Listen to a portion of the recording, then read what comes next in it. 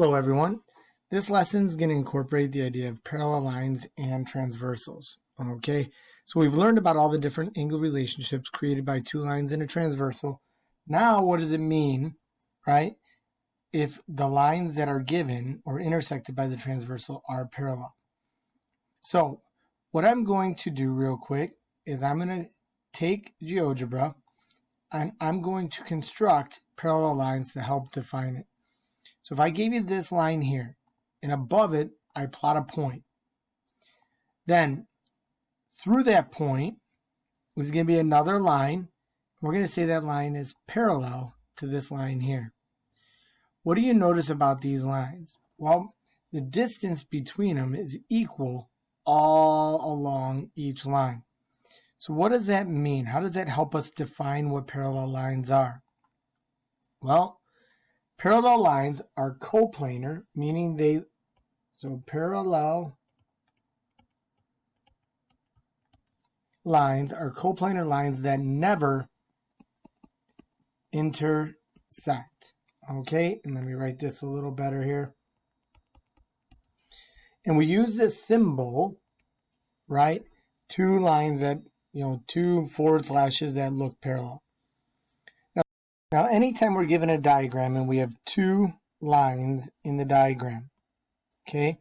So if I put two lines here, the markings on the diagram will always be like two arrows like this, okay? If I had another pair of lines that were parallel, okay, such as this. Now, we would use arrows, but now I might put double arrows here. So the single arrows tell me the blue lines are parallel. The double arrows tell me the red lines are parallel. That's how we mark the diagram to identify parallel lines. So now, here's the thing. What I did is I took the parallel lines and I created a bunch of points here. Okay, and with this, right, what I'm going to do is I'm going to go and measure all of the angles created. So I'm going to measure that angle, that angle.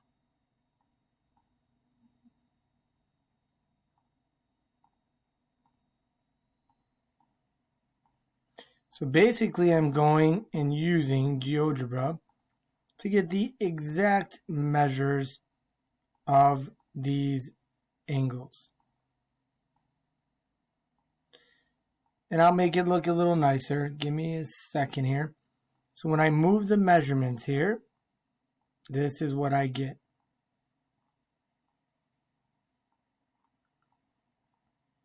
Now, what I'm going to do is I'm going to shrink this. I'm going to bring this over here and give me 1 second.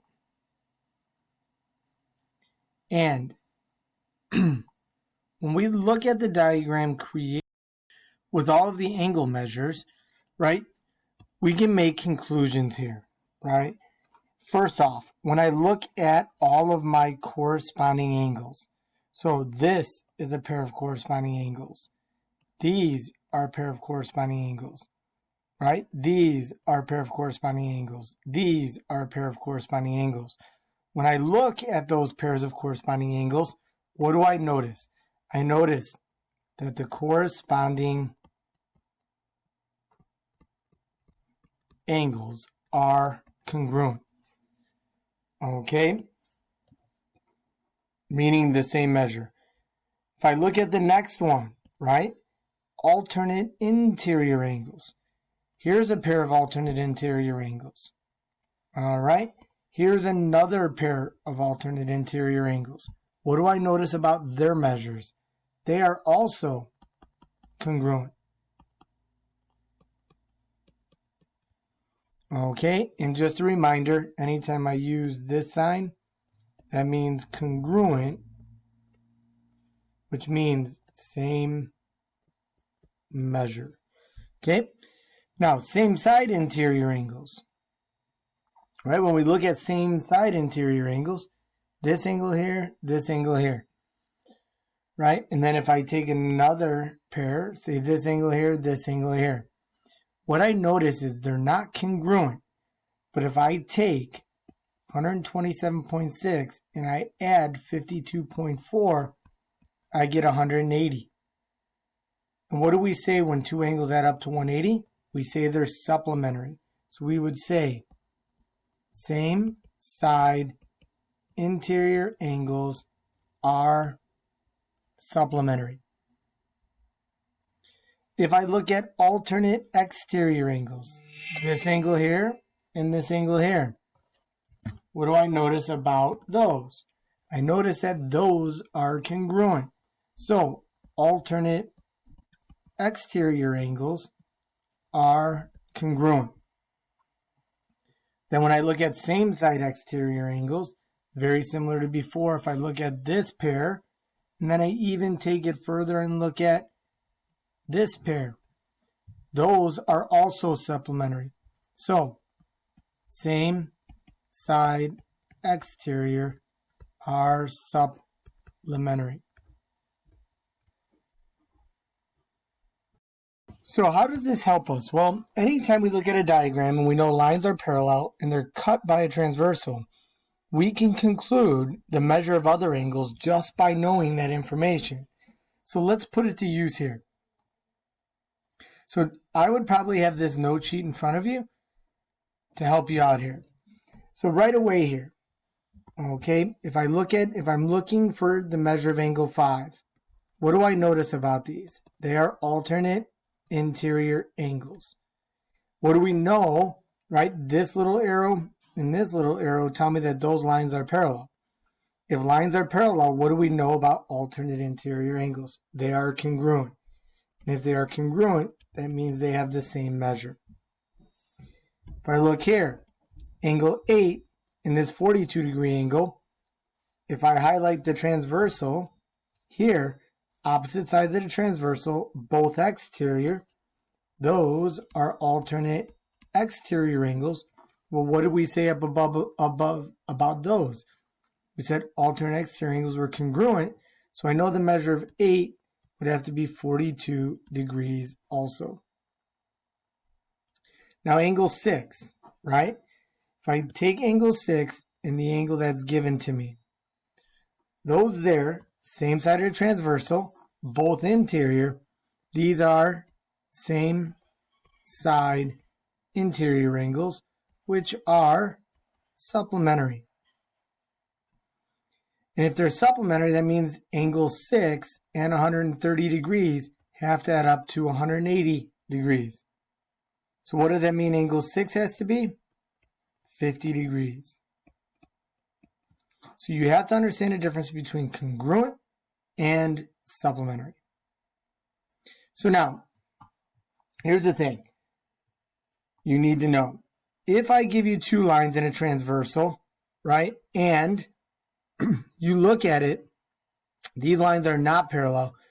Do alternate interior angles end up being congruent? No. Do corresponding angles end up being congruent? No. Do same side interior end up being supplementary? No. So what happens is those angle relationships we talk about only happen, right, when lines are parallel. So when we look at example 2, it says, find the measure of each numbered angle and justify your answer. So if I look here, angle 3 in this angle, right away when I look, same side of the transversal, right? One interior, one exterior. Those are corresponding angles. What do we know about corresponding angles? We know corresponding is congruent. And if these are congruent, that's 50 degrees. So angle 3 is 50 degrees. And our justification is if lines are parallel, then corresponding angles are congruent. Okay, so the if-then statement, if is what we're using, the then is what we're concluding.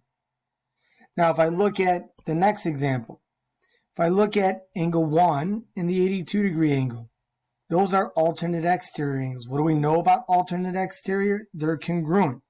So that would be 82 degrees. So we would say 82 degrees is angle 1. And the reason is, if lines are parallel, then alternate interior angles are congruent.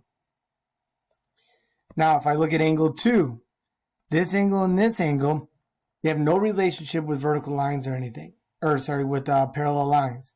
What those are, angle 2 in the 82 degree angle, those are congruent. So this is 82 degrees. And the reason is those are vertical angles. So we say if vertical angles, then they are congruent. Okay? Then if I look at the next one, angle 1 and angle 18, the 118 degree angle, those there are alternate interior. So we would say angle 1 is 118 degrees, and the reason is if lines are parallel, then alternate interior angles are congruent. Now, if I look at this angle and this angle, these here are same side interior, which tells me angle 2 in the 118 degrees adds up to 180. And if I subtract the 118, I would get angle 2 is equal to 62 degrees. And the reason here is if lines are parallel, then same side interior are supplementary.